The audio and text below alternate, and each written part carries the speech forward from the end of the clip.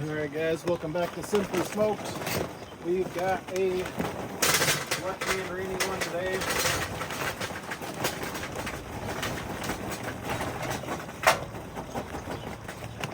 We are getting our chimney set up to do a little bit of offset cooking. Now that's something I'm not all that well versed in, but I figured why not? Let's give it a shot. We got a brisket going on tonight. We're gonna let it run on some hickory smoke for a few hours before switching over to pellets only to run this overnight and fingers crossed get a decent night of sleep. Wet and rainy day here in Ohio. We got a little tent set up over the top of our Fuego. It's not terribly bad rain. I feel like this would probably hold up pretty good without the cover, but I feel like just for my peace of mind, I'm gonna run it and see how she goes. I believe also I'll be able to run the fireboard, just turning it on and kind of being able to use that internal temp probe to see how hot we're running, at least on the fireboard. Obviously we got the tell trues as well, to give us an idea of where our cook temperature is at while we're running this as a offset smoker, so to speak. We're gonna get this fired up, we'll let it run, get the coals hot, build a nice bed, and toss a couple logs on and see where we stand. Check back soon. Here guys, we are back. We got a nice hot chimney of coals. Open down a bit here. Those poured on, don't those look nice? So there. Chimney off to the side and get these raked a bit. And then I'm gonna start playing with the vents a little bit. Again, this is kind of the first time I've really done anything like this, especially outside of that big green egg. I ran that a few times as a long smoker, but nothing quite like this. So we shall see if I know anything about some fire. Those shoved over a bit. Close up our doors. Crack the vents, I don't know, maybe about 1/4 of an inch. Lower our firebox down. Put the brisket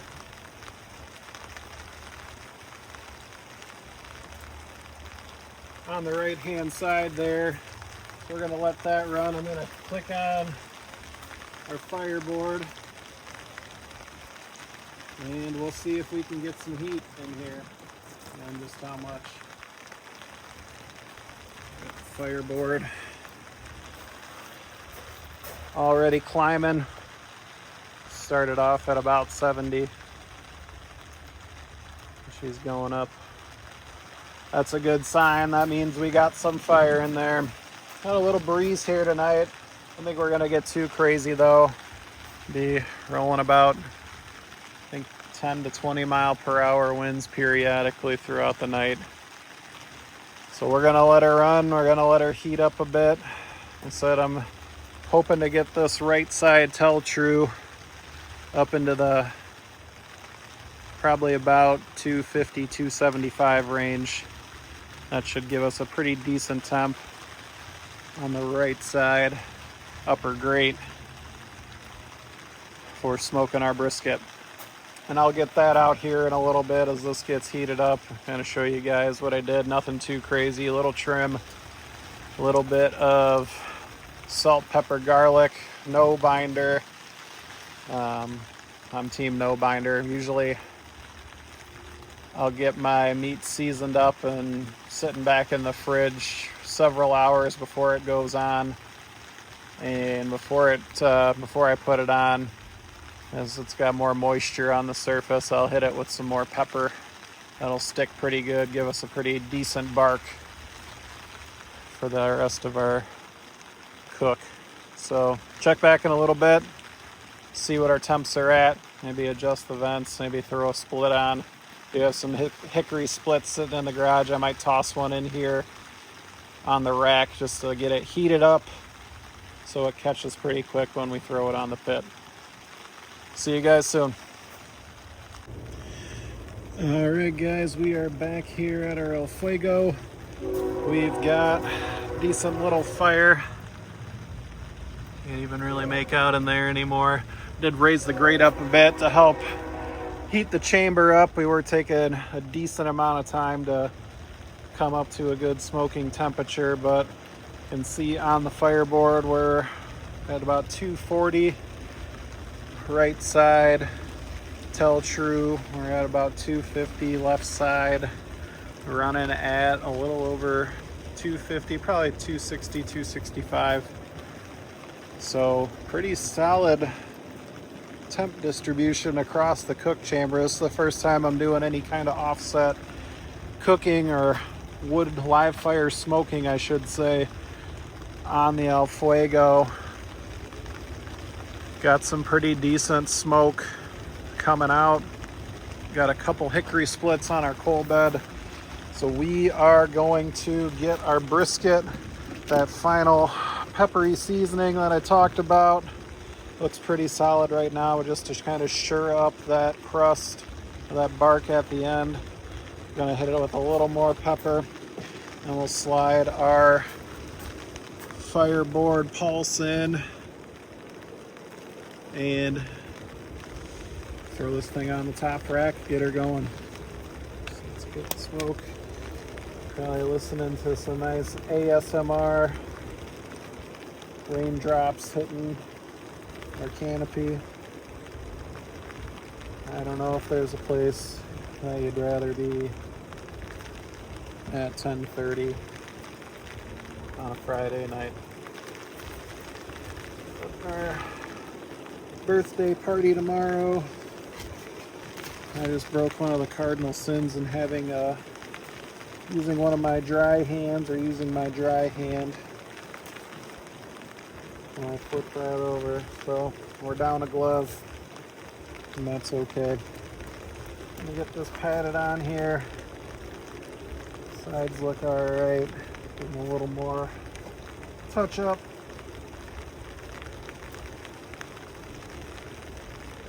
I think we're looking pretty good there.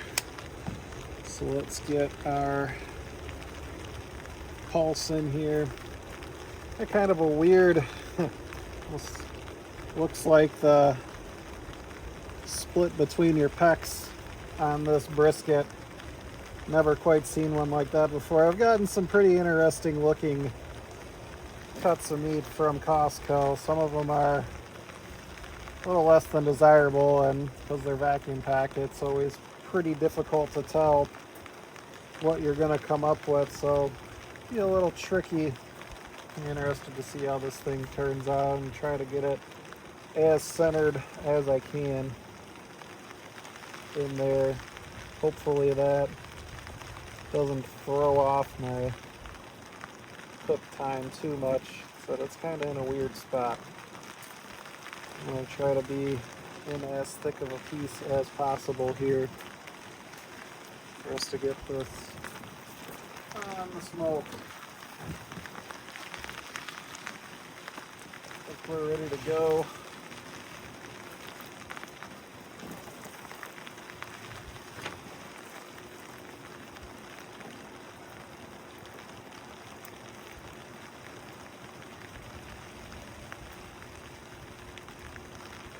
Alright, I like where that's at.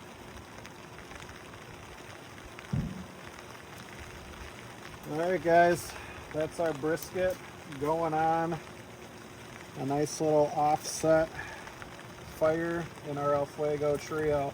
My first run with it. I'm not sure if anybody else has tried it out yet. If there's any other videos out there, or just non-video makers that have done this before, want to throw some comments in, let me know what you did. I am all ears. But we'll see this again in probably a couple hours. Like I said, I'm not gonna run this as an offset the entire night. I would like to get a few hours of sleep, so probably about, it's 10:30 right now, so probably about midnight, I will kick on the pellets and let this thing finish running overnight. Party's at 3 tomorrow, so fingers crossed we will be resting well before that. All right, see you guys in a bit.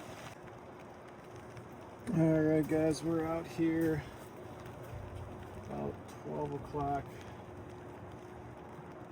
Still pulling pretty strong at about 250 on the fireboard. And I'm sorry, 230 on the fireboard, 230 on the right side, tell true, about 250 on the left.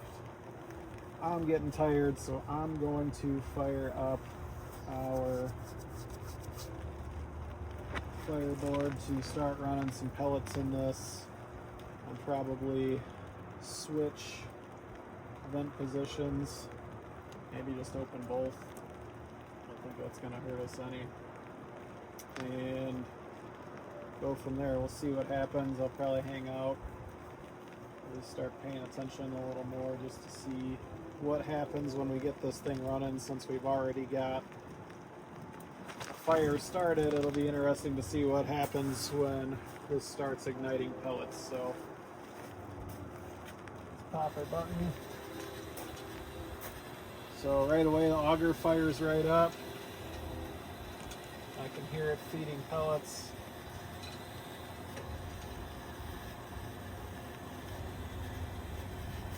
I'm going to set it to 250.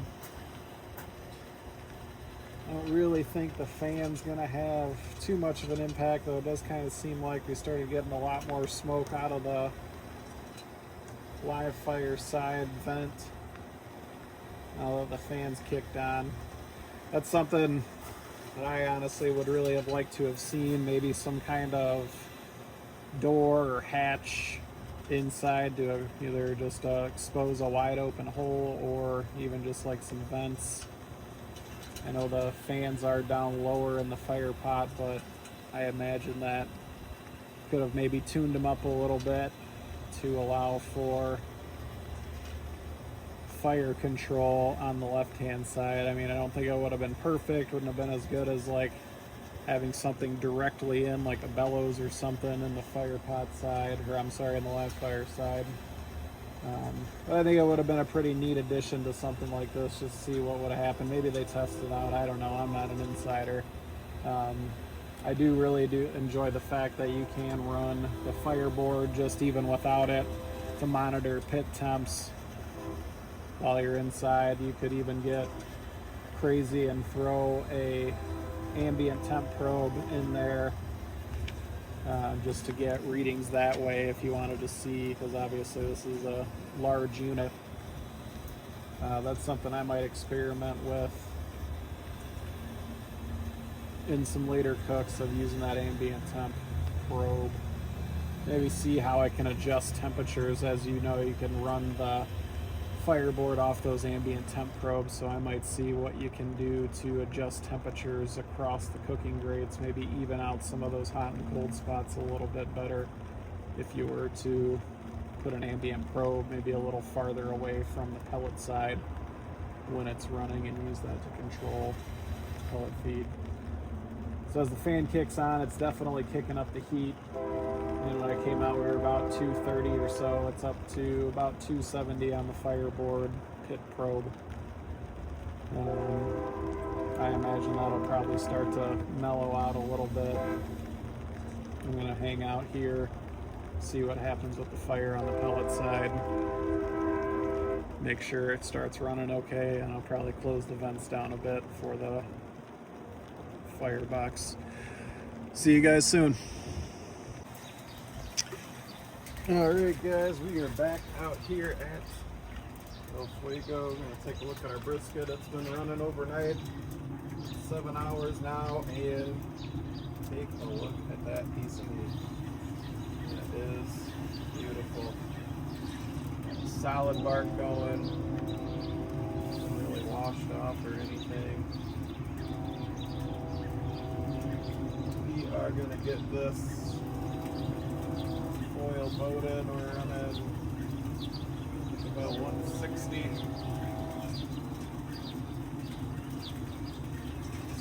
kind of shrunk up nice, so you don't really have a whole lot of point on this one to dry out. It turned out pretty solid. It's still just been going on and off the brine all night. Get this out.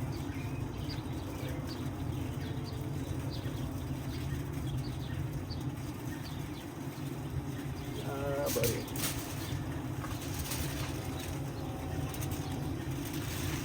Get this foil boated up.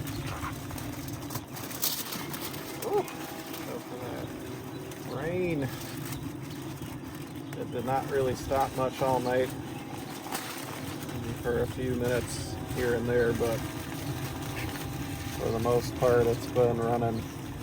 It's been raining pretty non-stop since we got our tent set up yesterday at around 7 in preparation for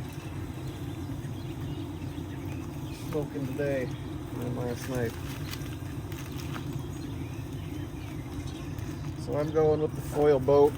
I kind of prefer it over wrapping so we don't steam off our bark. So I think this is pretty well set. I don't think we'd have much of an issue with that, but still gonna run this nonetheless. It's my preferred method. I don't know that it's the perfect method, but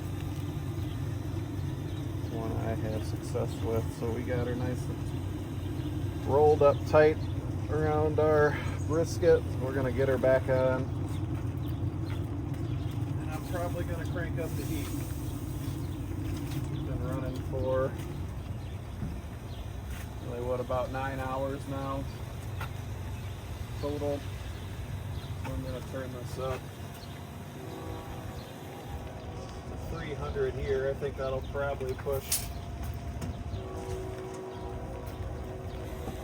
about 200 on the tell true we're sitting at. I might even run this, move this over down to the other side,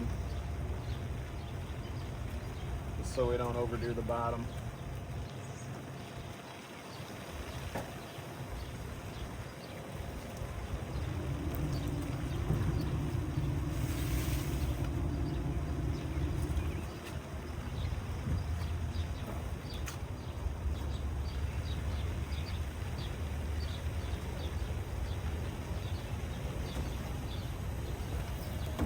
Alright, we're going to let that heat build back up, let this brisket finish up, and hopefully next time you see us, she should be done. Alright guys, we are back in the outdoor kitchen. We've got our brisket probing nice and soft. Seems like you're just shoving that probe into a stick of butter. We are going to get it off.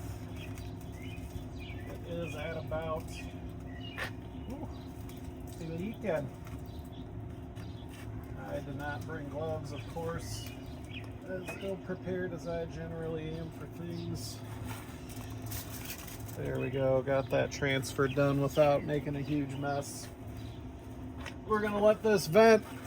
It's about 12:30 right now, so we got 3 hours for it to rest.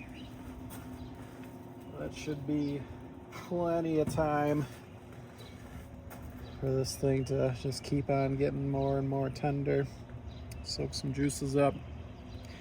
I'll get this wrapped up and into a rest. So see you again in a few hours.